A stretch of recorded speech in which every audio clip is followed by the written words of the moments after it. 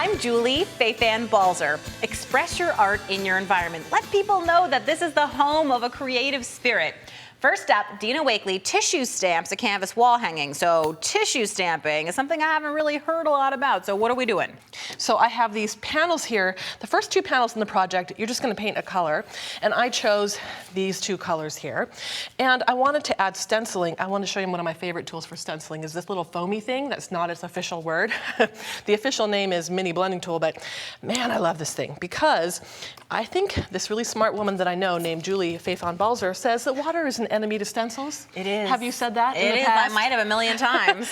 And I always tell people that, and I tell people that you say that. This little sponge makes it so easy to put your stencil down. It just goes on so super easy, and you just can layer that on there. Now, I know you're using white paint. Was this actually originally white paint when you put it on here? I put it on wet. Oh, you put it on wet. White paint on the foam while my background's wet. It gives a lighter version of the background color. Oh, that's such a cool idea. Let it dry.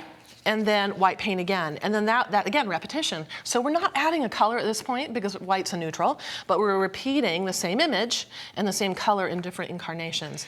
And it's not going to get away from us. Cool. And I know you said that the bottom piece was not getting painted. Right. So go ahead and take your book paper, your dictionary paper, use your gel medium and tear it up and cover that bottom piece so that it's covered in paper. So we have a little bit of a different visual look for that third piece. And I noticed that you very neatly trimmed the edges and made sure that it's beautiful. I mean, it has to be perfect. Remember, my favorite words besides oops, oh well, are done is better than perfect. Yes, I believe that wholeheartedly. Get it done. And to me, I can always trim that off later. No big whoop-de-doo.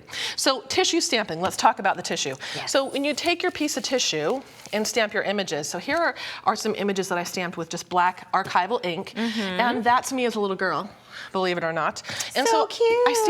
I stamped on the tissue a couple of times, and because I want to repeat my image, I also stamped on watercolor paper. I also stamped on book paper, and then I also want to have some imagery stamped on tissue that I can use as background imagery.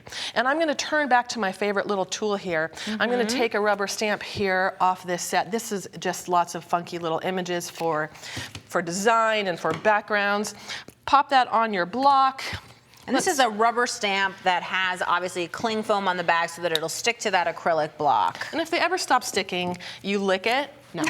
If they stop sticking, you wet the foam, wet the block, and it should give you enough surface tension. So you're just pouncing over that, because people often say, how do you stamp with paint using a rubber stamp? And I like this method of applying it. We're just basically using the foam tool to apply it on there by pouncing. Yeah, the foam tool really does decrease user error. Yes. I call it user error, where you put too much paint on and it's blobby, or you don't put enough on. It really helps a lot. So what do you think, like, why are you stamping with paint instead of stamping with ink? Like, what's the difference? It's opaque. It's permanent. It matches. Yes. So you have all of these tubes of paint in all of your colors. Remember, every single tube of paint can be a color on your stamps. So don't forget that. Now, you haven't even really let this dry. Again, why wait for anything to dry? And not only that, not only have you let it dry, but I know there was like a fingerprint, you put it in a little bit of white paint at some point by accident. And the thing that I love about the way you create is everything is just an opportunity. There are no mistakes, just creative opportunities. Yeah. It's all there, just have fun. Well, if you get caught up on it having to be perfect, you'll never do anything. It will never get finished. You'll be worried about every little smudge. The thing is, when you And you're just collaging this with gel medium, which is the same thing that you would use to collage your book pages or anything else on. My favorite glue, you're going to put it right down, gel under and over. If you haven't buttered the bread enough under, the tissue doesn't disappear. So I make sure that there's enough butter or gel medium. Well, I was going to say, the under cool thing and about over. tissue, which I'm starting to see here, is you can see how it goes semi-transparent in the places that you haven't stamped.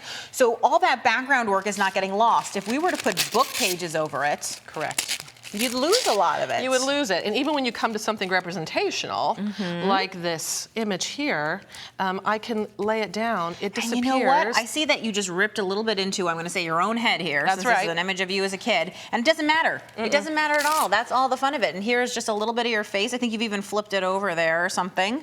Lots of fun. And you just keep repeating the image over and over again, which I think is really neat. I think that's important. Repetition's an important part of art. I used to be a docent at the art museum, that docent's a tour guide. And if you came into the art museum, we would talk about repetition and Well, about you how know, you take a similar idea and you repeat the idea over and over and over in many different ways. Well, I was going to say, even if you look at the stamp set that you're using, I can see that this sort of shape is repeated several times. The circles are repeated, things are repeated, and that is part of what makes a stamp set or anything else is you just keep using the same shapes over and over, and people's eye really, they just enjoy it. Correct.